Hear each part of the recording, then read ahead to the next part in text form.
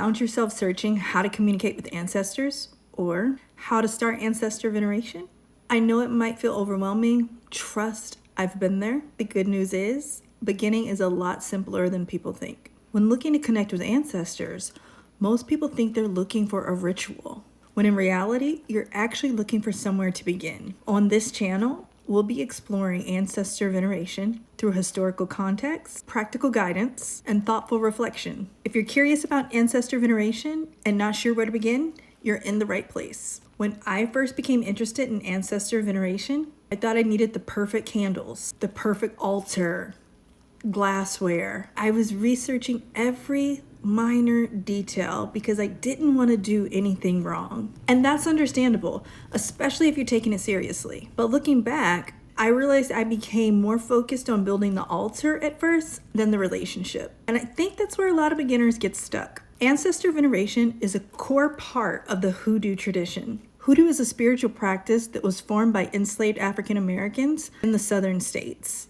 It's a form of spiritual power and protection. And one of the things I appreciate most about Hoodoo, it's a tradition that's shaped by resourcefulness. Many of our ancestors did not have the luxury of perfect conditions. They adapted their practices under the most horrific circumstances. They used what they had available while preserving traditions in a way that would survive. And the simplicity, for many, is a core part of the practice itself. And again, that's important to remember because sometimes we get this idea that we have to buy our way into a spiritual practice. And again, historically, that just wasn't the case for our ancestors. And here's the thing, ancestor veneration isn't a performance, it's a relationship. Think about any meaningful relationship in your life. It didn't begin because you knew everything about that person. It began because someone said hello. They took the time to get to know you. You took the time to get to know them. You bonded. Relationships begin with presence, not perfection. So if you're wondering where to begin, I encourage you to keep it very simple.